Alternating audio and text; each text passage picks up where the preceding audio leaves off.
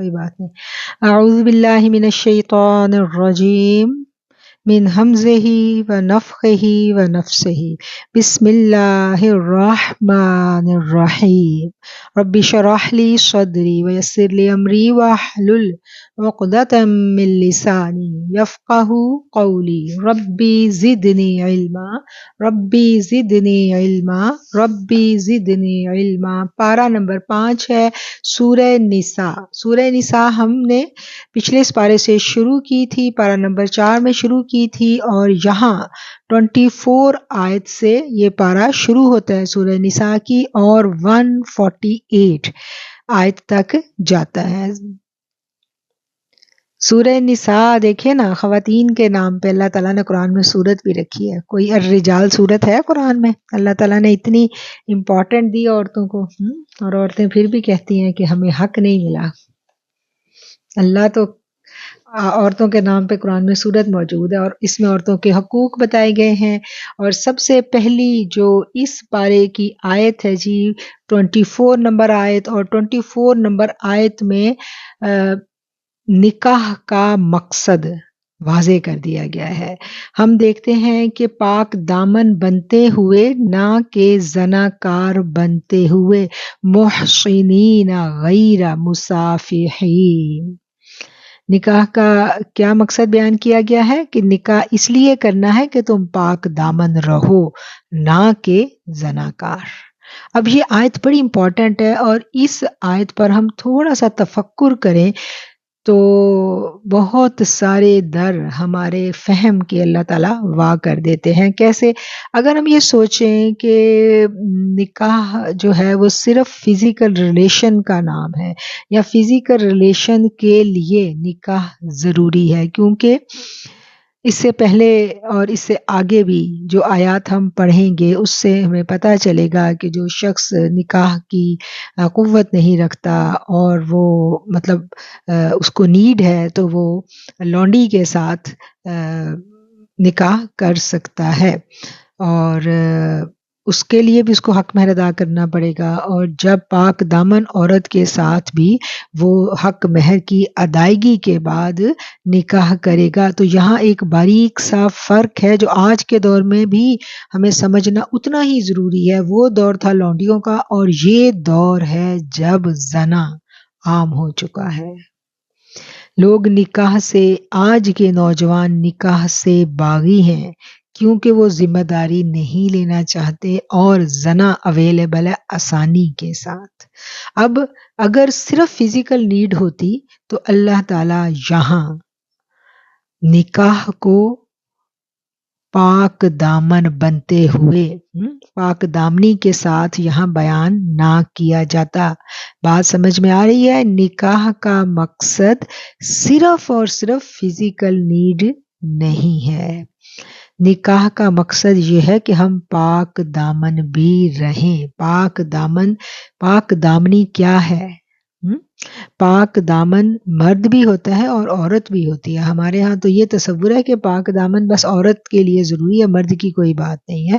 تو پاک دامن دونوں نے رہنا ہے، اور اس پاک دامنی کو برقرار رکھنے کے لیے نکاح ضروری ہے۔ اور کیا ہے کہ نکاح وہ چیز ہے جو نسب کی حفاظت کرتا ہے۔ نسب کیا ہے؟ یہ کہ یعنی جو پیدا ہونے والا بچہ ہے وہ کس خاندان کا ہے، اس کے اندر کس باپ کا خون ہے، وہ کس مرد کی ذمہ داری ہے۔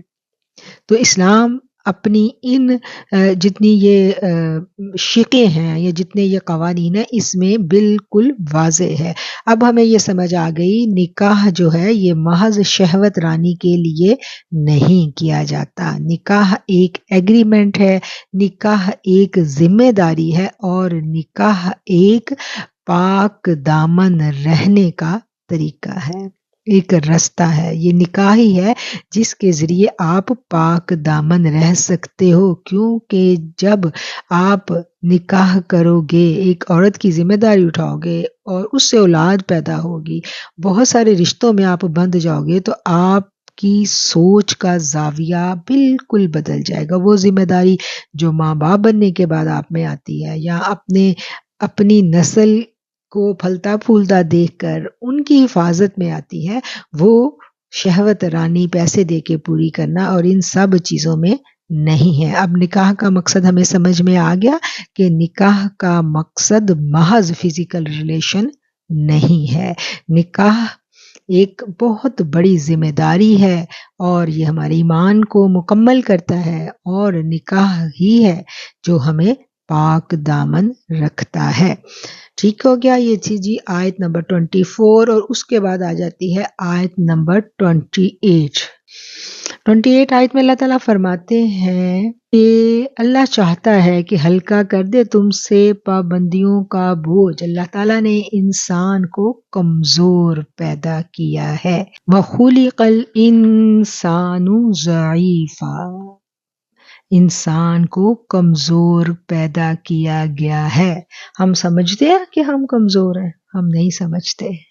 ہمیں تو جب ہمارے پاس اقتدار ہوتا ہے، وسائل ہوتے ہیں، صحت ہوتی ہے، تو ہمیں لگتا ہے ہم سے قوت والا تو کوئی دنیا میں نہیں ہے۔ تو ایکچولی حق سچ بات وہی ہے جو قرآن نے کہہ دی۔ یہ بات ہمیں ہمیشہ یاد رکھنی ہے کہ اللہ تعالیٰ نے ہمیں کمزور پیدا کیا، ہم اللہ کے عاجز کمزور بندے ہیں، اور یہ جب احساس ہمارے اندر جاگزی ہو جاتا ہے تو پھر تکبر اندر داخل نہیں ہو سکتا۔ اور اگلی آیت آ گئی ہے جی آیت نمبر 32۔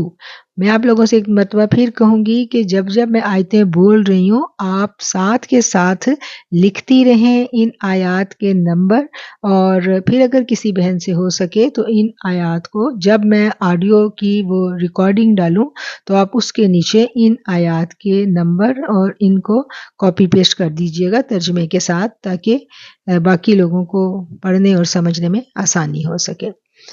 ہاں جی، اگلی آیت آ گئی جی آیت نمبر 31 اور 32۔ یہ دونوں آیتیں امپورٹنٹ آیتیں ہیں، اور اس میں بار بار میں جو آپ کو بتاتی ہوں کہ قرآن کو جب ہم پڑھتے ہیں تو ہمیں اپنی ذات کا ادراک ہونے لگتا ہے کہ ہم کون ہیں اور ہم کہاں کھڑے ہیں، ہمارے پاس کیا اختیار ہے۔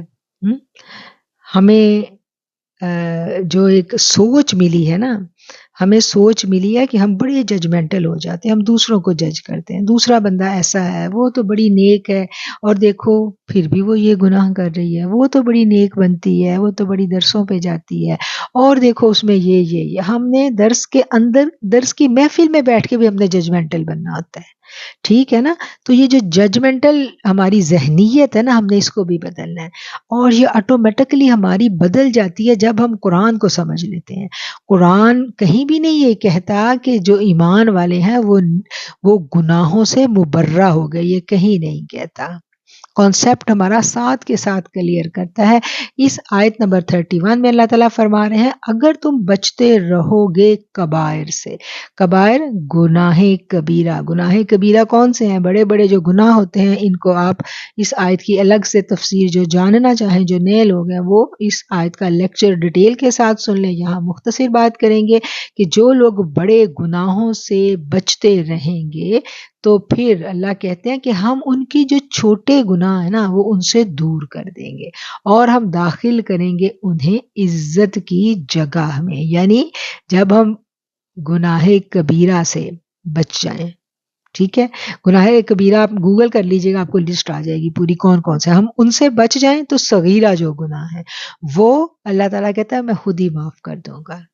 وہ چھوٹے چھوٹے جو گناہ ہوتے ہیں نا، وہ تو ایک نماز سے دوسری نماز کے دوران ہی معاف ہو جاتے ہیں۔ وہ حدیث پاک کا مفہوم ہے نا کہ ایک شخص کے گھر کے آگے سے ایک نہر گزرتی ہے اور وہ 5 ٹائم اس میں سے نہاتا ہے، تو کیا اس کے جسم پہ کوئی میل کچیل رہ جائے گا؟ اب مجھے بتائیں وہ نہا کے جب باہر نکلا ہے تو مٹی بھی لگے گی، دھول گرد، مطلب کیا کچھ اس کے باڈی پہ نہیں لگے گا، لیکن اگلی ٹائم ہوا تو پھر وہ نہانے چلا گیا۔ تو کیا بار بار اسی طرح نماز ہے۔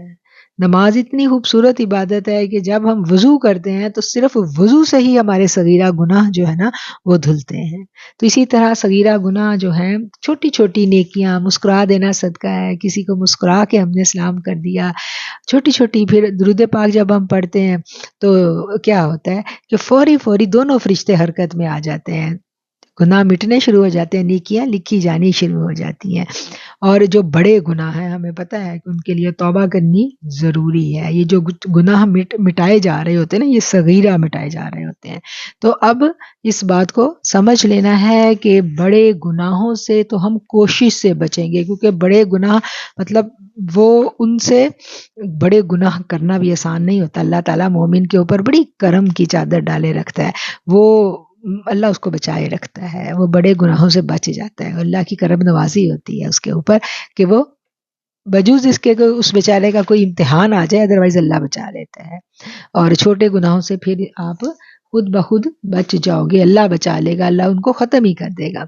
اگلی آیت ہے جی وَلَا تَتَمَنَّوْا مَا فَضَّلَ اللَّهُ، بڑی امپورٹنٹ آیت ہے. اور یہ آیت اس کو سمجھیں، اس آیت کو، اور یہ بھی زیادہ راہ کی ٹوکری میں رکھنے والی آیت ہے کہ اور ہرگز آرزو مت کرو اللہ کے فضل کی جو تم میں سے بعض پر اللہ نے کیا ہے.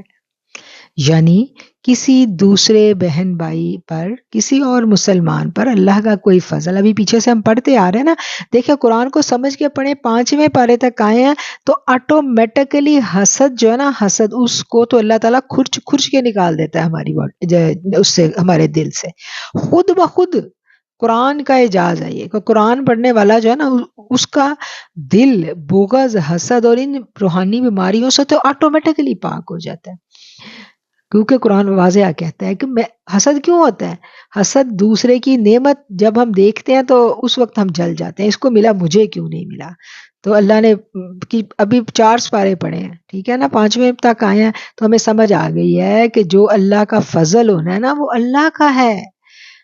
کتنی بھی کوشش کر لو، فضل اللہ ہی کرتا ہے جس پہ کرے. مال و دولت اللہ نے اپنے اختیار میں رکھی ہے، حسن، جوانی، خوبصورتی، صلاحیت کسی کے اختیار میں نہیں ہے، اللہ کے اختیار میں. جس کو اللہ چاہے، بادشاہی جس کو چاہے دے دے، خوبصورت اولاد جس کو چاہے، قابل اولاد. اب ایک اولاد خوبصورت ہے، بڑی نالائق نکل آئی، اس میں ماں باپ بیچاروں کا کیا قصور؟ تو جن کی اچھی، قابل بھی ہے، خوبصورت بھی ہے، وہ اتراتے پھرتے ہیں. بھئی کس بات پہ اترانا، کس بات پہ اترانا؟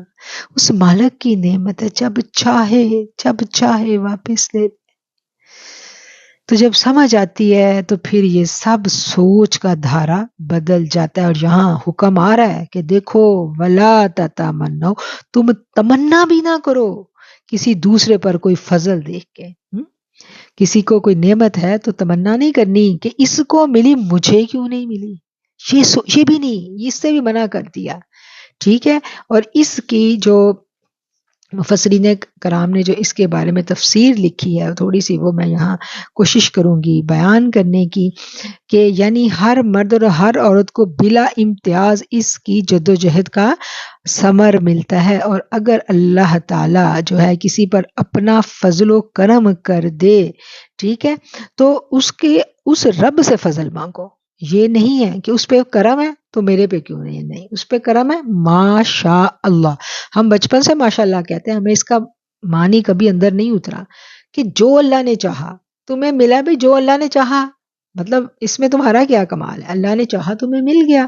جو صلاحیت جس میں ہے وہ اللہ کی طرف سے. اس میں اگر میرے میں کوئی صلاحیت ہے، میرا کوئی کمال نہیں ہے، وہ جب چاہے واپس لے لے. بیان کی بھی ایک صلاحیت ہوتی ہے، اللہ دیتا ہے. کسی کو لکھنے کی صلاحیت دیتا ہے، اللہ دیتا ہے. کوئی حسین بڑا ہوتا ہے، اللہ نے اس کو حسن دیا ہے. تو کسی کے اختیار میں نہیں ہے. اگر ہم کسی کی صلاحیت دیکھ کے، کسی کی کوالٹی دیکھ کے ایک دم ہو جائے ہائے اس کے پاس ہے میرے پاس کیوں نہیں ہے، آتا ہے نا پہلا خیال یہی شیطان جو ہے نا ہمارے دلوں میں ڈلواتا ہے. تو اس وقت ہم نے قرآن کریم کی سورہ نساء کی آیت 32 کو یاد کر لینا. کیسی تمنا بھی نہیں کرنی، کیا کرنا ہے؟ اللہ سے رجوع کرنا ہے کہ اللہ، کیونکہ یہ منع کیوں کیا گیا ہے؟ مفسرین کرام کہتے ہیں اس لیے منع کیا گیا ہے کہ یہاں سے بیج پڑ جاتا ہے حسد کا. حسد کا بیج کہاں سے پڑتا ہے؟ ادھر سے ہی پڑتا ہے. تو کسی کو نہیں، اپنے آپ کو دیکھنا ہے، اپنی اللہ سے اپنے لیے مانگنا ہے کہ اللہ میرے پہ کرم کر، میرے پہ فضل کر، جو بھی ہے میرے مالک تو مجھے عطا کر. ٹھیک ہے، تو جب یہ بات سمجھ میں آ جاتی ہے، نیک عمل انسان کرے، اللہ کا قرب مانگے اور اللہ کا فضل مانگے، جو جس کو دیا ہو سکتا ہے. ہر بندے کو اللہ نے خوبیوں کا مختلف سیٹ دیا ہے، ہر بندے کو دیا ہے.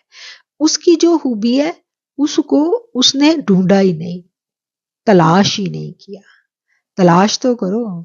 مجھے اس دن شب برات کے پروگرام میں نے واقعہ سنایا تھا نا کہ یہ تو ہمیں پتھر کانٹے لگ رہے ہوتے ہیں جب ہم چل رہے ہوتے ہیں، تو وہ بے دھیانی میں جو ان کے جو بابا نے کہا تھا کہ یہ پتھر جو تمہارے پاؤں میں چبھ رہے ہیں نا، اپنی جھولیاں بھر لو، ان سے اپنی پاکٹوں میں ڈال لو.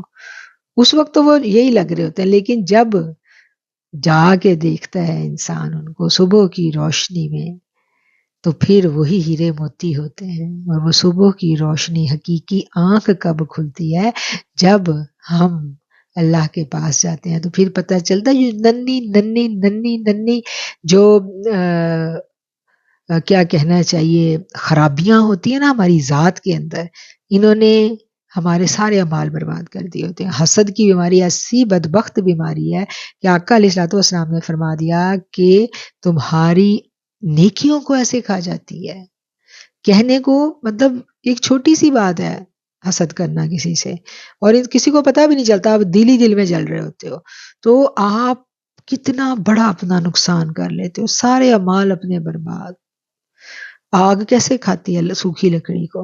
تو اتنی محنت سے ہم نیکیاں اکٹھی کرتے ہیں، کتنی محنت سے کرتے ہیں، اور جب جائیں گے اللہ کے پاس تو وہاں کچھ بچے گا ہی نہیں. وہ تو حسد کی آگ کھا گئی، دنیا بھی برباد ہوئی. حسد کی دنیا کبھی خوش نہیں گزرتی، حسد دنیا میں بھی تکلیف میں رہتا ہے اور آخرت میں بھی وہ تہی دامن ہوگا. اس لیے اس آیت کو زیادہ راہ کی ٹوکری میں کیا کہنا چاہیے سیر فہرست لکھنا ہے ہم نے. اور اس کے بعد آ گئی ہے جی آیت نمبر 34. 34 آیت. ہر عورت کو اس آیت کا مفہوم جو ہے نا وہ ازبر ہونا چاہیے. انگلیوں پہ یہ آیت ہمیں پتہ ہونا چاہیے کہ اس آیت کے کتنے پوائنٹس ہیں جو ہمیں انگلیوں پہ پتہ ہو. اس آیت میں سب سے پہلے کہا گیا، یہ تھوڑی سی لمبی آیت ہے، بہت ساری باتیں ہیں اس میں، بہت سارے اصول بتا دیے گئے جو بحیثیت مسلم وومن ہمیں پتہ ہونا چاہیے. الرجال قوامون، مرد جو ہیں وہ قوام ہے. اب قوام کیا ہوتا ہے؟ اس کے اوپر بحث چھڑ جاتی ہے. ابھی قوام کیا ہے؟ قوام کی تعریف جو عربی لغت میں ہے اس کو جب ہم دیکھیں تو قوام وہ ہے کسی چیز کی ضروریات کو مہیا کرنے والے کو قوام کہتے ہیں، نگہبانی اور حفاظت کرنے والے کو قوام کہتے ہیں، اور اصلاح اور درستگی کے ذمہ دار کو عربی میں قوام کہا جاتا ہے. ہر جماعت کے لیڈر یا مملکت کے فرمانروا کو بھی قوام کہا جاتا ہے، یعنی جس کے ذمہ اس پورے ایریا کی ذمہ داری ہو. جیسے جو ملک کا پریزیڈنٹ ہے اس کے اوپر پورے ملک کی ذمہ داری ہے نا، تو وہ اس کا معنی بھی قوام ہے. تو یہاں کیا کہا گیا؟ الرجال قوامون علی النساء، مرد جو ہیں وہ قوام ہیں عورتوں پر. اچھا، اب ہمیں پتہ چل گیا قوام ہوتا کیا ہے. نگہبان بھی ہے، حفاظت بھی کرنے والا ہے، اور اس کی ضروریات کو بھی پورا کرنے والا ہے. ٹھیک ہے، ساری ذمہ داریاں اس مرد کی ہیں. اور آگے کیا ہے جی؟ الرجال قوامون علی النساء بما فضل اللہ بعضهم علی بعض. اب جب ہم یہ کہتے ہیں کہ مرد تو قوام ہے تو عورتوں کو کیا ہوتا ہے؟ عورتوں کو تو لگتے ہیں پتنگے کہ بھئی زیادہ مشقت میں تو بیوی ہے، بچے پیدا کرنا آسان ہے، کر کے دکھائے، گھر چلانا آسان ہے، چلا کے دکھائے، ہم تو جاب بھی کریں گے، گھر بھی چلائیں گے. ٹھیک ہے، تو پھر ہم کیسے رعایا بن گئے؟ یہ قوام کہاں سے بن گیا؟ بھئی میں کیوں نہیں ہوں قوام؟ عقل سے سوچو تو ساری دلیلیں بالکل ٹھیک ہے. عقل سے سوچو، بچے پیدا کرنا آسان نہیں ہے. 9 مہینے پیٹ میں بچہ رکھتی ہے عورت، آسان نہیں ہے. پھر پیدا کرتی ہے، پھر پالتی ہے. پالنا آسان ہے؟ 2 سال تو اس عورت کے مطلب بہت ہی ٹف ڈیوٹی ہے. اور اگر وہ عورت ورکنگ وومن بھی ہے، کما بھی رہی ہے، تو پھر اس کو مطلب دیکھا جائے تو پھر عقل سے سوچا جائے تو پھر تو مطلب اس کے اوپر کیوں قوام بنا کے بٹھا دیا مرد کو؟ کوئی بات سمجھ میں نہیں آ رہی، اور جو بات سمجھ میں نہیں آ رہی اس کا جواب قرآن دے رہا ہے۔ ہاں میں نے آپ سے کہا تھا نا، قرآن عقل کی دلیل سے ہم رب تک نہیں پہنچ سکتے۔ قرآن کیا سکھاتا ہے؟ سمعنا و اطعنا، سن لیا ہم نے اور اطاعت کی ہم نے، بس اللہ نے کہا میری مرضی، میں جس پہ چاہوں اپنا فضل کروں، بما فضل اللہ بعضهم علی بعض، جس وجہ سے میں فضیلت دوں بعض کو بعض پر۔ اب یہ اللہ کا فیصلہ، اللہ نے کر دیا فیصلہ، وہ تخلیق کار ہے، وہ بنانے والا ہے، اس کو پتہ ہے کہ میں نے قوام کیوں بنایا، اس پہ کوئی بحث کی گنجائش ہی نہیں ہے، یہ ہمارا ریڈ زون ہے، اس میں ہم داخل نہیں ہوتے، اللہ نے بنا دیا خلاص، ٹھیک ہے۔ اب آگے پھر اللہ بتا رہے ہیں وَبِمَا أَنفَقُوا، جو وہ خرچ کرتے ہیں، من اموالہم، اپنے مال۔ اب مرد جو عورت پر قوام ہے، اس کو اللہ نے ذمہ داری دی ہے کہ وہ عورت پر اس کی نان نفقے کا وہ ذمہ دار ہے، وہ اپنا مال عورت پر خرچ کرتا ہے۔ آگے عورتوں کی خوبیاں آ گئی ہیں، فالصالحات قانتات حافظات، نیک عورتیں اطاعت گزار ہوتی ہیں، حفاظت کرنے والی ہوتی ہیں مردوں کی غیر موجودگی میں، وہ عورتیں جن کے بارے میں تمہیں اندیشہ ہو کہ وہ نافرمانی کریں گی تو پھر انہیں سمجھاؤ۔ واللاتی تخافون نشوزہن، اب یہ بھی بڑی امپورٹنٹ آیت ہے، اس آیت پہ بھی ہم دیکھتے ہیں کہ بڑی لڑائیاں پڑتی ہیں، بڑے بحث مباحثے ہوتے ہیں کہ یہ نشوز کیا ہے۔ عورت کو ازراہ غرور و نفرت، خامند کی اطاعت سے سرتابی کرنے کو نشوز کہتے ہیں۔ یعنی اگر کوئی عورت جو ہے اس نے نکاح تو کر لیا، اب بندہ اس کو اپنا پسند نہیں ہے، وہ اس سے محبت بھی نہیں کرتی، اس سے نفرت بھی کرتی ہے، اور اس کے اندر غرور بھی موجود ہے، اور جس کو آپ پسند بھی نہیں کرتے ہو، اور اپنے آپ کو، غرور کیا ہے، اپنے آپ کو اس سے برتر سمجھتے ہو، آپ کہتے اس بندے کو تو عقل ہی کوئی نہیں ہے، بیوقوف بندہ یہ، اس کو کیا پتا۔ تو یہ ساری کی ساری چیزیں جس عورت میں موجود ہوتی ہیں، پھر تو وہ فرما برداری نہیں کر سکتی نا، مشکل ہو جاتی ہے پھر، مطلب جس کو آپ سمجھتے ہی بیوقوف ہو اس کی آپ کیا فرما برداری کرو گے۔ تو یہ بڑے مطلب قرآن کے الفاظ کو ہم سمجھیں تو ہمارے دل جو ہے نا وہ دہل جاتے ہیں۔ اسلام اس چیز کی اجازت ہمیں نہیں دیتا کہ اگر اللہ نے اس کو ہمارے شوہر کے درجے پہ فائز کر دیا ہے، ٹھیک ہے، اور یہ ہو گیا ہے، اللہ نے اس کو کر دیا اور ہم نے قبول بھی کر لیا، نکاح نامے پہ دستخط کر کے ہم قبول کر لیتے ہیں، اس کو قبول کر لیا، جس کے نام پہ قبول کیا، جس کے کہنے پر ہم نے یہ رشتہ قائم کیا، پھر اس کو نبھانا اب ہماری ذمہ داری ہے۔ جب قبول کر لیا ہے تو پھر یہ چیزیں اگر ہم کریں گے تو پھر ہماری پکڑ ہے۔ اچھا اب نادان ہے، پتہ نہیں چلا، ہو گیا، نشوز کے زمرے میں ہم آ گئے، ہم سے نافرمانیاں بھی ہو گئیں، ہم نے اس کے ساتھ مطلب برا بھی کر لیا، اس کو جس کو ہم کہتے ہیں کہ مطلب بہت عجیب عجیب لفظ ہمیں ملتے ہیں نا کہ وہ فلاں عورت ہے جی، اس نے تو شوہر کو جوتے کی نوک پہ رکھا ہوا ہے، تو یہ ساری چیزیں جو ہے نا آ بھی گئی ہیں۔ پھر قرآن پڑھا ہے، قرآن پڑھا ہے تو یہ ساری چیزیں جس عورت میں ہوں تو میرا رب کہتا ہے کہ اس کو سدھارو، اس کی اصلاح کرو۔ کیسے؟ فَعِظُوهُنَّ، سمجھاؤ ان کو نرمی سے۔ سب سے پہلے کیا کہتا ہے اللہ کہ ایسی عورت کو سمجھاؤ، وَاهْجُرُوهُنَّ فِي الْمَضَاجِعِ، اور اگر وہ نہ سمجھیں تو ان سے اپنی خواب گاہوں کو الگ کر لو، ٹھیک ہے۔ اب رویہ بدل لینا ہے، پہلے سمجھایا، زبان سے نہیں سمجھے تو پھر رویہ بدل لیا، اور یہ بہت بڑی سزا ہوتی ہے ایک عورت کے لیے کہ اس کا شوہر جو ہے وہ اپنا بیڈ روم اس سے الگ کر لے۔ آج کل تو خیر ہمیں عورتیں اپنا بیڈ روم الگ کرتی نظر آتی ہیں، لیکن ویسے معذرت کے ساتھ یہ ہوتا ہے نا، تو یہ ایک مطلب ایک عورت کے لیے اس سے بڑی اور کیا توہین ہوگی کہ اس کا شوہر جو ہے اس سے اپنا بستر ہی الگ کر لے، یہ بڑی بے عزتی ہے عورت کی۔ اور پھر بھی وہ اپنی اصلاح نہ کرے، وہ اپنے رویے کو نہ بدلے، اس کو مطلب جب یہ سٹیج آتی ہے تو اس کو سمجھ آنی شروع ہو جاتی ہے کہ میری اتنی بے قدری، تو میرے سے میں کیا اپنے رویے کو کدھر بہتری کروں کہ میری اتنی زیادہ بے قدری میری نہ کی جائے۔ تو پھر آگے اللہ کہتا ہے وَاضْرِبُوهُنَّ، پھر بھی وہ باز نہ آئیں تو انہیں مارو۔ اور یہ جو مارو ہے اس کے بارے میں بھی مفسرین کرام نے جو اس کی تشریح کی ہے اس کو ہم دیکھ لیں گے کہ ایسا طریقہ کار جس سے اس کے جسم پر چوٹ نہ آئے، چہرے پر مارنے سے بھی منع کیا گیا ہے۔ اور حضرت ابن عباس نے فرمایا کہ اگر مارنے کی نوبت آ جائے تو مسواک یا اس قسم کی ہلکی پھلکی چیز سے مارو۔ تو مارنا کو خدا نخواستہ یہ نہیں ہے کہ ڈنڈے پیٹنا، آخری حد ہے یہ۔ فَإِنْ أَطَعْنَكُمْ مطلب پہلی حد کے بعد دوسری حد پہ جو سمجھدار عورت ہے اس کو سمجھ آ جاتی ہے، سمجھدار عورت تیسری حد تک نہیں پہنچتی۔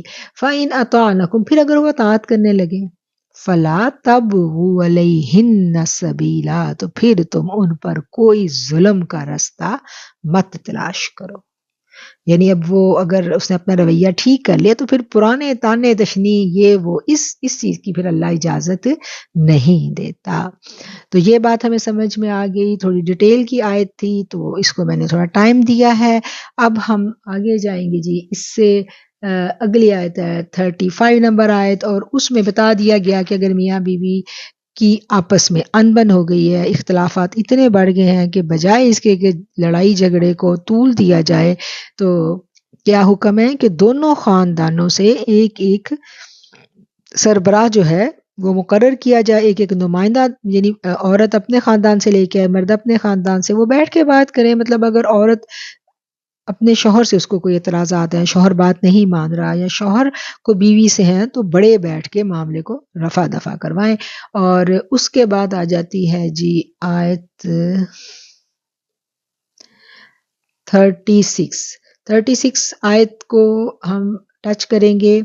اس میں یہ اصول بتا دیا گیا کہ اللہ تعالیٰ کی عبادت کرو، اللہ کے ساتھ کسی کو شریک نہ ٹھہراؤ۔ اسلام کے بنیادی اصول بتائے گئے، اللہ کی عبادت، اللہ کے ساتھ شریک نہیں، اور بالکل اس کے ساتھ کیا آ گیا وَبِالْوَالِدَيْنِ إِحْسَانًا، والدین کے ساتھ احسان کرو۔ بڑی امپورٹنٹ آیت ہے، بڑی امپورٹنٹ آیت ہے۔ والدین کے ساتھ یہ نہیں کہا گیا، یہاں پر آپ دیکھیں بہت بڑے کام ہے، شرک بہت بڑا گناہ ہے اور اس لیول پہ لے جایا گیا ہے والدین کے ساتھ ہمارے تعلق کو۔ بہت مطلب آئی اوپننگ بات ہے کہ اور پھر والدین کی کیا یہاں پر کیا الفاظ آئے، احسان کا رویہ۔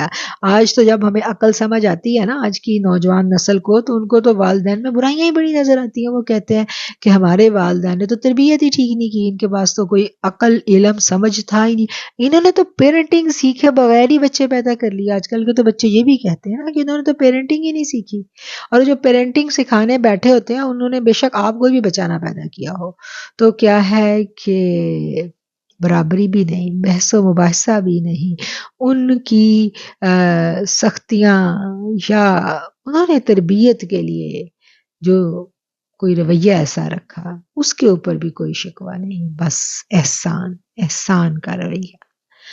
تو یہ تھی جی آیت 36۔ اس کے بعد آ جاتے ہیں ہم آیت 37 پر۔ 37 میں اللہ تعالیٰ بخیل بندے کے بارے میں حکم دے رہا ہے کہ ایک تو خود بخل کرنا، الذین یبخلون، وہ لوگ جو بخل کرتے ہیں اور پھر لوگوں کو بخل کا حکم دیتے ہیں۔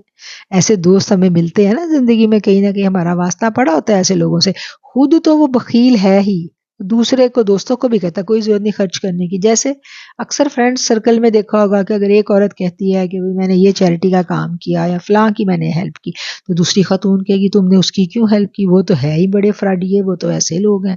یا رشتہ داروں میں ہوتا ہے کہ بھئی اگر اس رشتہ دار کی تم نے ہیلپ کی ہے، ایک رشتہ دار کہے گا تو وہ تو بالکل تمہارے خلاف باتیں کرتے ہیں۔ تو پھر کیا ہوتا ہے، کوئی ضرورت نہیں پیسے ضائع کرنے کی، بس ٹھیک ہے بالکل بھی نہیں کرنا۔ تو ایک تو خود بھی اچھا کام نہیں کرنا، دوسروں کو بھی روکنا، یہ بہت خطرناک رویہ، اس کے لیے عذاب مہینہ، ذلیل کر دینے والا عذاب، بہت سخت عذاب جو ہے اس کی وعید دی گئی ہے۔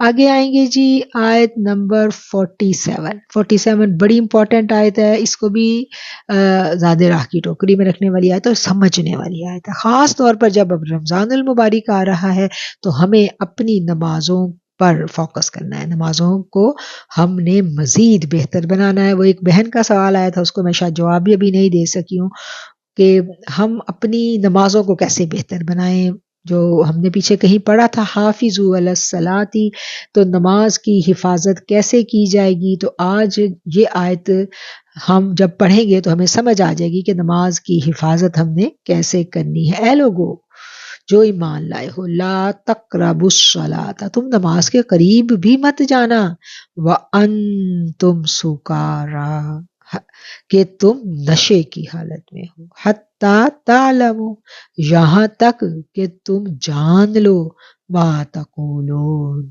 جو تم کہو۔ اب اس آیت کو ہم نے بہت دفعہ پڑھا ہے کہ نشے کی، ہمیں یہ لگتا ہے کہ نشے کی حالت میں ہم نے نماز کے قریب نہیں جانا، کیونکہ نشے کی حالت میں ہمیں پتہ ہی نہیں چلتا ہم کیا بول گئے ہیں۔ تو نشہ صرف نشہ آور چیز کا نہیں ہوتا، صرف شراب اور دوائیوں میں ہی نشہ نہیں ہے، دولت کا بھی نشہ ہے، تکبر کا بھی نشہ ہے، اقتدار کا بھی نشہ ہے، اپنی ذات کی پوجا کا بھی ایک بڑا نشہ ہوتا ہے۔ تو کیا ہے کہ نشے کی یہاں پر جو آگے ڈیفینیشن بیان کی گئی وہ کیا کی گئی ہے کہ نشے میں جب تم ہو تو تم جو بیان کر رہے ہو تمہیں اس کا پتہ ہی نہیں ہے کیا بول رہے ہو۔ تو ایمانداری سے بتائیں، جب ہم نماز پہ کھڑے ہوتے ہیں کیا ہمیں ساری نماز کا ترجمہ ساتھ کے ساتھ دل میں ادائیگی مطلب ہم کر رہے ہوتے ہیں؟ ایسا ہے؟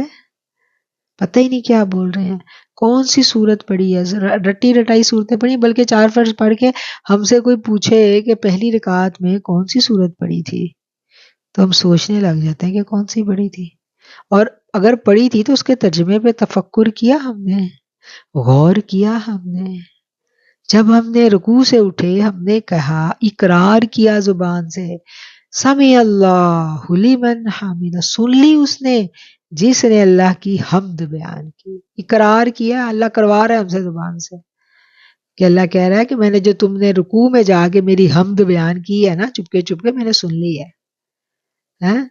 تو اب اللہ نے سن لی ہے تو وہ جو اللہ کے سننے کا احساس ہے کیا وہ ہمارے رگو پہ میں سرایت کر جاتا ہے؟ اگر وہ احساس سرایت کر جاتا ہے تو پھر تو وہ نماز اکھیوں کی ٹھنڈک بن جاتی ہے۔ پھر جو میرے رب نے کہا ہے نا کہ میری یاد کے لیے نماز قائم کرو، اللہ کی یاد کے لیے، تو جس نماز میں یاد ہی نہیں ہے، اللہ کے ساتھ تعلق ہی استوار نہیں ہوا، تو وہ کیا نماز ہوگی؟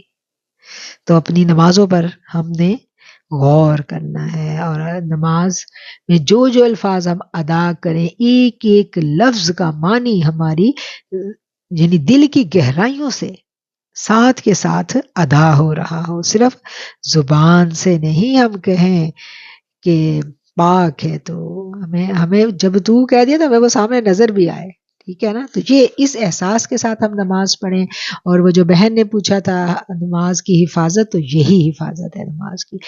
پہلا معنی تو ہم سب جانتے ہیں کہ نماز کی حفاظت کا جو پہلا پرت ہے نا تفسیر کا، وہ تو یہی ہے کہ ٹائم پہ نماز ادا کرو اور خشوع و خضوع سے کرو، پورے پاک کپڑے ہوں، ظاہری شرط ہے۔ تو ہم تو جو چونکہ ہم تصوف والے لوگ ہیں تو ہم باطنی شرائط پہ بھی آتے ہیں، جب باطنی شرائط پہ آتے ہیں تو پھر پتہ چلتا ہے کہ یہ نماز تو ابھی پاسنگ مارکس لینے والی بھی نہیں ہے، یہ تو بس فرض ہی ادا ہوا ہے۔ اللہ تعالیٰ ہمارے عیبوں کو ڈھکی رکھے، آمین ثم آمین۔ آگے آ گیا جی اسی آیت میں کہ ماں ولا جنوبن الا عابری، اور جب تم جنابت کی حالت میں ہو۔ اچھا، اب جنابت کی حالت میں ہو تو کیا کرنا ہے؟ غسل کرنا ہے، نماز پڑھنی ہے۔ ایسا نہیں ہے کہ ابھی تو میں ناپاک ہوں تو نماز کا ٹائم جا رہا ہے تو ٹھنڈ بڑی ہے تو بس نہیں، اللہ نے یہ واضح کر دیا ہے کہ جب نماز کا ٹائم آ گیا تو بس پھر کوئی ایسا نہیں ہے، کوئی وہ دلیل نہیں چلے گی، پھر نماز قضا نہیں ہوگی، پھر نماز ادا ہوگی، واضح کر دیا گیا۔ اچھا اب آگے آ جاتا ہے کہ اگر سفر کی حالت میں ہیں اور پانی بھی نہیں ہے تو پھر کیا کریں، یا مریض ہیں، غسل بھی نہیں کر سکتے، غسل کی حاجت بھی ہے، تو کیا نماز چھوڑ دیں گے؟ ہمیں تو یوں ہی لگتا ہے نا، ہم تو صاف کہہ دیتے ہیں کہ بھائی میں پاک نہیں ہوں، میں نہیں پڑھ سکتی نماز۔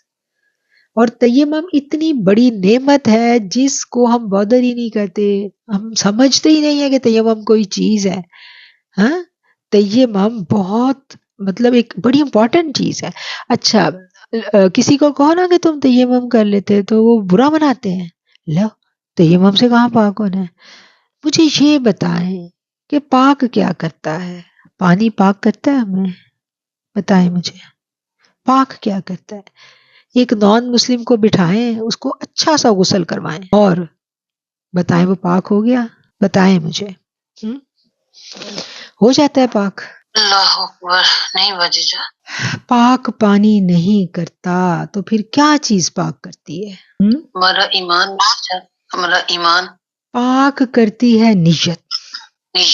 نیت پاک۔ میں نے وضو کی، میں نے غسل کی نیت کی بحالت ایمان میں، ایمان تو پہلی شرط ہے نا، بحالت ایمان میں نے نیت کی کہ میں اٹھ کے غسل کروں گی، تو کس چیز نے مجھے پاک کیا؟ میری نیت نے۔ اور حالت ایمان میں پانی نہیں موجود اور میں ناپاک بیٹھی رہوں، تو میں نے جب نیت کر لی کہ میں نے پاکیزگی حاصل کرنی ہے تو میں نے قرآن کو دیکھا، قرآن نے کہا چلو پاکیزہ مٹی لو، اس سے تیمم کرو اور آ جاؤ میرے پاس۔ ہمارے گھر میں کبھی پانی ختم ہو جائے تو مجھے بتائیں، کبھی ایسا ہوا ہے کہ ہم نے تیمم کر کے، غسل کی حاجت ہو تیمم کر کے ہم نے ہم نماز قضا کر دیں گے؟ ہم نہیں پڑھیں گے، کیونکہ ہم بڑے نیک لوگ ہیں۔ ہم کہتے ہیں لو ایسے کوئی پاک ہوتا ہے بندہ؟ جب قرآن کہہ رہے تو کس بات کی بحث ہے؟ کوئی بحث کی گنجائش نہیں ہے، پھر ہے ہی نہیں بحث بس۔ تو اس لیے کوشش کریں جن لوگوں کے گھروں میں خدا نہ خواستہ پانی کے کچھ مسائل ہوتے ہیں تو وہ تیمم کی ایک چھوٹی سی تھیلی بنا کے رکھیں۔ اس کا بڑا خوبصورت طریقہ کار ہوتا ہے، چھوٹی سی کاٹن کی ایک وہ جو بچوں کی سرانی سی نہیں ہوتی ہم بناتے تھے، ایک چھوٹی سی پوٹلی بنا لیں، سی لیں، اس کے اندر پاک صاف مٹی بھر کے وہ رکھ لیں۔ کبھی خدا نہ خواستہ ایسا وقت ہو، ہم سفر میں ہیں، ہم کہیں پر بھی ہیں، کوئی بھی وقت انسان پہ آ سکتا ہے، تو نماز کی قضا نہیں ہے، وہ لازم ہے۔ تو پھر ہم نے پاکیزگی کہاں سے لینی ہے؟ مٹی سے لینی ہے، اور یہ نعمت ہے، یہ بہت بڑی نعمت ہے، اور اس کو مطلب خدا نہ خواستہ اوائڈ کرنا یا ناجائز سمجھنا یہ گناہ کے زمرے میں آتا ہے۔ قرآن نے ایک حکم دیا ہے اور ہم اس حکم کو بادر ہی نہیں کر رہے۔ ہمیں تو یہ ہے کہ پانی نہیں پاک کرنا ہے۔ سمجھ آ گئی بات؟ اب یہ بات ہو گئی پاکیزہ مٹی سے تیمم کر لو، اور آگے کیا کہا ہے میرے رب نے؟ ان اللہ کان عفوا غفورا، بے شک اللہ تعالیٰ معاف کرنے والا اور بخشنے والا ہے۔ آیت نمبر 43 نمبر آیت۔ آگے اس میں آیت نمبر 102 جب آتی ہے تو اس میں ہم دیکھتے ہیں کہ نماز کی ادائیگی، یہاں پر بھی آپ دیکھیں کہ اگر جنگ ہے، میدان جنگ میں ہے، تو اس وقت بھی نماز قضا کرنے کی اجازت نہیں ہے۔ نماز کا وقت ہو گیا تو کیسے بتایا گیا ہے کہ خوف کی حالت میں ہم نے کیسے نماز پڑھنی ہے؟ یہ ڈیٹیل کے ساتھ جو لوگ سننا چاہیں وہ لیکچر سن لیں، اور یہ یہاں پر ضمناً میں عرض کر رہی ہوں تاکہ ہمیں نماز کی اہمیت کا احساس ہو۔ اور دوسری بات آ جاتی ہے کہ جب ہم سفر میں ہیں تو قصر نماز پڑھنی ہے۔ اب یہ کچھ لوگ اپنے تقویٰ کا اظہار اس چیز سے کرتے ہیں کہ لو جی آج کل تو اتنی آسانیوں والے سفر ہیں، تو اب کون سا قصر، اب وہ پوری نماز پڑھو، دوسروں کو بھی کہہ رہے ہوتے ہیں۔ تو بھئی قرآن رہتی دنیا تک ہے، جو قرآن نے فیصلہ کر دیا وہ کر دیا، خلاص، اس کے اوپر کوئی دوسری رائے نہیں۔ اللہ نے کہہ دیا تو کہہ دیا۔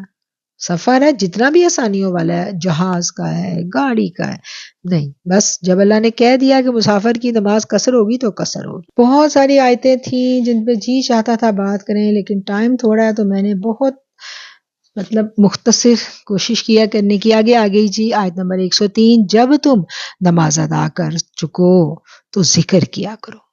فَإِذَا قَضَيْتُمُ الصَّلَاةَ فَاذْكُرُوا اللَّهَ، تو ذکر کرو اللہ کا قیاما وقعودا، کھڑے ہوئے بیٹھے ہوئے، وعلی جنوبکم، اور اپنے پہلوؤں پر لیٹے ہوئے، وَإِذَا اطْمَأْنَنْتُمْ، اور پھر جب مطمئن ہو جاؤ، فَأَقِیمُوا الصَّلَاةَ إِنَّ الصَّلَاةَ كَانَتْ عَلَى الْمُؤْمِنِينَ کتابا موقوتا۔ اب یہ وہ آیت ہے جس سے جو قلبی ذکر کرنے والے ہیں، ذکر خفی کرنے والے ہیں، وہ استدلال لیتے ہیں۔ یہ جو بحث چلتی ہے نا کہ جی قلبی ذکر پر کہاں آیا؟ قرآن میں تو کوئی قلبی ذکر کر نہیں آیا، قرآن میں کہاں آیا کہ قلبی ذکر کرنا ہے؟ تو یہ قرآن میں آیا ہے۔ آپ مجھے بتائیں کہ ہر لمحہ ذکر زبان سے نہیں ہو سکتا۔ ابھی آپ آگے اور بھی پڑھو گے، اور جگہ بھی آتا ہے کہ کیسے اللہ نے کہا ہے کہ مجھے جی ہی جی میں یاد کرو، دل ہی دل میں یاد کرو۔ ایک تو پہلے اللہ نے کہا کہ میری یاد کے لیے نماز پڑھو، اب اللہ کی یاد کے لیے نماز تو پڑھ لی، اللہ کہتا ہے پھر نماز پڑھ کے جب فارغ ہوئے تو پھر مجھے بھولنا نہیں ہے، پھر مجھے یاد کرتے رہو، جی ہی جی میں یاد کرتے رہو، اٹھتے بیٹھتے یاد کرتے رہو، کھڑے ہو کے یاد کرو، بیٹھے یاد کرو، جب اپنے پہلوؤں پر لیٹو تب بھی مجھے یاد کرو، یعنی مجھے تم نے بھولنا نہیں ہے۔ اور یہ آیت بڑی، اس آیت کا یہ حصہ بہت ضروری ہے کہ آج کے دور میں جب کہ کہا جاتا ہے کہ 5 نمازیں اور 5 نمازیں اپنے وقت پر ادا کرنی، یہ کہاں پہ آیا ہے؟ بڑی بحثیں چلتی ہیں نا، تو یہ یہاں پہ آیا۔ آپ بتا دیا کریں کہ 103 نمبر آیت میں آیا کہ جی ظہر اثر کٹھی کر لیتے ہیں، مغرب عشاء وہ کبھی کبھار کی گئی تھی بحالت مجبوری کسی وجہ کے ساتھ، ورنہ آج بھی حرم شریف میں 5 ٹائم 5 نمازیں ہو رہی ہیں، ٹھیک ہے نا۔ تو یہ آج بہت فتنہ اٹھا ہوا نا کہ نمازیں اکٹھی کر لو، نمازیں وہ کسی وجہ سے، دیکھیں صرف حج پہ اکٹھی کی جاتی ہے، حرم میں تو 5 ٹائم پڑھائی جاتی ہے، تو بغیر وجہ کے نمازیں اکٹھی نہیں کی جا سکتی، اور اپنے اپنے وقت پر ہی ادا کرنی ہے۔ چلیں جی، اب میرا خیال ہے کہ آخر پہ ہی چلتے ہیں، باقی آیتوں کو انشاءاللہ زندگی رہی تو پھر کبھی دیکھیں گے، اگلے سال دیکھیں گے باقی آیات جو ہیں، جو باقی امپورٹنٹ آیت ہیں زیادہ راہ میں رکھنے والی۔ اللہ اکبر 140 آیت جو ہے اس کو ایک دفعہ ہم دیکھ لیں۔ یہ متعدد بار ہم نے پڑھا ہے قرآن میں، اور یہاں بھی اس کا ذکر ہے کہ جب اللہ تعالیٰ کی آیتوں کا انکار کیا جا رہا ہو جس محفل میں، یا مذاق اڑایا جا رہا ہو، تو ان کے پاس مت بیٹھ۔ یہ بڑی ایک ضروری حکم ہے اللہ کا، جہاں اللہ کی آیتوں کا مذاق اڑایا جا رہا ہے وہاں ہم نے نہیں بیٹھنا، وہاں ہمارا کوئی کام نہیں۔ اللہ کہتا ہے اگر تم ایسا کرو گے تو انہی کے ساتھ ہو۔ اچھا، اب یہ میں نے آپ کو پہلے بھی یہ بات کہی تھی کہ یہ جو آج موبائل ہے اس میں جو ریلیں آتی ہیں اور لوگ اسلامی شاعر کا مذاق اڑاتے ہیں اور ہنس رہے ہوتے ہیں، تو یہ بھی اسی زمرے میں آتی ہے، یہ بھی صحبت ہے نا۔ موبائل، اب آپ اور میں ہم موبائل سے ہی صحبت لے رہے ہیں، آپ کو جو فیضان مل رہا ہے، یہ جو فیضان بٹ رہا ہے، یہ کہاں سے بٹ رہا ہے؟ موبائل کے ذریعے بٹ رہا ہے نا۔ جب موبائل سے ہم اچھی باتیں سیکھ رہے ہیں، اچھی سنگتیں لے رہے ہیں، اچھی دوستیاں اویل کر رہے ہیں، تو پھر موبائل سے ہم استغفر اللہ ربی، تو یہ بات بھی سمجھنے کی ہے۔ اور منافقین فی الدرک الاسفل، جہنم کے سب سے نچلے درجے میں ہوں گے۔ اور آخری آیت جو تھی 147 آیت، اس میں اللہ تعالیٰ کہتے ہیں کہ اللہ کیا کرے گا تمہیں عذاب دے کے اگر تم شکر کرنے لگو اور ایمان لے آؤ، اور اللہ بڑا قدردان اور سب کچھ جاننے والا ہے۔ صدق اللہ العظیم و صدق رسولہ النبی الکریم۔ بہت ساری آیتیں تھیں جو میں نے نوٹ کی، لیکن ٹائم کی وجہ سے ہم ان پر آج بات نہیں کر سکیں گے، زندگی رہی تو پھر کبھی، ورنہ نیکسٹ ایئر۔ چلیں جی، صدق اللہ العظیم و صدق رسولہ النبی الکریم۔ جو باتیں ہم نے کی اللہ تعالیٰ ان کا فہم ہمیں عطا فرمائے، ان پر عمل کرنا ہمارے لیے آسان کر دے، اور الفاظ کی کمی بیشی معاف کر دے، آمین ثم آمین۔ جی، کوئی اس ضمن میں کوئی سوال ہے تو آپ کر سکتے ہیں۔ جی بھائی جان السلام علیکم۔ وعلیکم السلام۔ جی جیسے آپ نے جیسے آپ کو سب کو پتا کہ ڈفرینٹ کلپ آتے ہیں یوٹیوب پہ، تو ایک بہت بزرگ سے مولوی صاحب ہیں، تو بھائی جان میں نے بار بار ان سے سنا ہے، کئی دفعہ کلپ سامنے خود ہی آ جاتا ہے تو سننے میں پتا چلتا ہے کہ نماز کے بعد آپ صلی اللہ علیہ وآلہ وسلم نے دعا نہیں مانگی، تو میرے دل میں اس بات کی بڑی پریشانی ہے کہ میں کسی سے تصدیق کروں، آپ سے ہی میرا سب سے زیادہ اس بات میں یقین اور تعلق ہے۔ تو آپ مجھے پلیز وہ بتا سکتی ہیں کہ کیا نماز کے بعد دعا کرنا سنت ہے یا نہیں ہے؟ اچھا آپ مجھے یہ بتائیں کہ نماز کے بعد کیا کوئی حدیث یا قرآن آپ پڑھ رہی ہیں کہیں آیا ہے کہ نماز کے بعد دعا نہیں مانگنے نہیں، سے بجٹ منع میں کیا؟ نہیں پڑھ رہی نا میں، اسی لیے تو آپ استاد تو ہاں آپ کو ہاں ایز اے ٹیچر آپ مان رہی ہوں تو آپ میری بات سنیں، نماز ہر وہ بات جو حلال ہے یا حرام ہے اس کا قرآن میں آپ کو ذکر مل جائے گا، ہر بات کا ملے گا، کوئی بات نہیں ہے جس کا نہ ملے۔ آپ قرآن پڑھیں، کہیں نہیں آیا کہ نماز کے بعد دعا مانگنی منع ہے، یہ کہیں نہیں آیا۔ اچھا اب جی کیا ہے، مجھے بجٹ میں اچھا پڑھ رہی ہے ہاں جی آپ تھوڑی دیر خاموش ہو جائیں، پہلے میری بات سمجھ لیں۔ دوسری بات یہ ہے کہ رسول اللہ صلی اللہ علیہ وسلم کیا کیا کرتے تھے، ان کی جب ہم نماز دیکھتے ہیں تو نماز کا سلام پھیرتے ہی اللہم انت السلام و منک السلام، وہ والی دعا مانگتے تھے نا، مانگتے تھے کہ جی نہیں مانگتے تھے؟ جتنی مسنون دعائیں ہیں، ہمارا کانسیپٹ یہ ہے، ہمیں یہ لگتا ہے کہ ساری یہ دعائیں جو ہے نا یہ پڑھی جاتی ہیں اور جو ہم ہاتھ اٹھا کے اپنی زبان میں مانگتے ہیں وہ مانگی جاتی ہیں۔ پہلے تو یہ کانسیپٹ کلیئر کر لیں، مسنون دعائیں قرآنی دعائیں وہ مانگی ہی جاتی ہیں، سمجھ آ گئی بات؟ جو مانگنا ہے ربنا، ہم نے کہا کہہ دیا نا، اے رب ہمارے آتی نا، ہمیں عطا کر دے دنیا میں، کہا ہے نا ربنا۔ نبی کریم صلی اللہ علیہ وسلم کی حدیث ہے کہ نماز میں جب تم مجھ پہ درود بھیج رہے ہو تو پھر جو چاہو مانگو۔ اب ہمیں یہ پتا چلا کہ پوری نماز جب ہم نے پڑھ لی ہے تو اس کے بعد ہمیں رسول اللہ صلی اللہ علیہ وسلم نے یہ کہا ہے کہ تم مانگو دعا، حدیث ہے کہ جو چاہو مانگو۔ پھر اس کے لیے دعائیں، یہ جتنی درود شریف کے بعد کی دعائیں ہیں نا یہ نماز کا حصہ نہیں ہے، پارٹ نہیں ہے نماز کا، یہ رسول اللہ صلی اللہ علیہ وسلم نے بتائی ہیں تو ہم مانگتے ہیں۔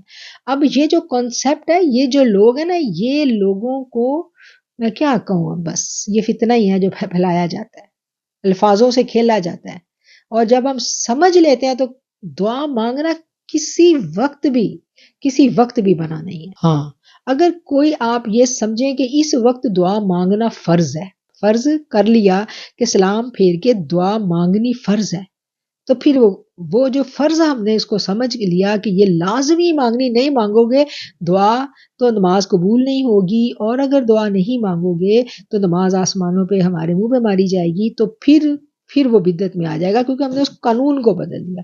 اگر ہم محبت سے مانگ رہے ہیں، اس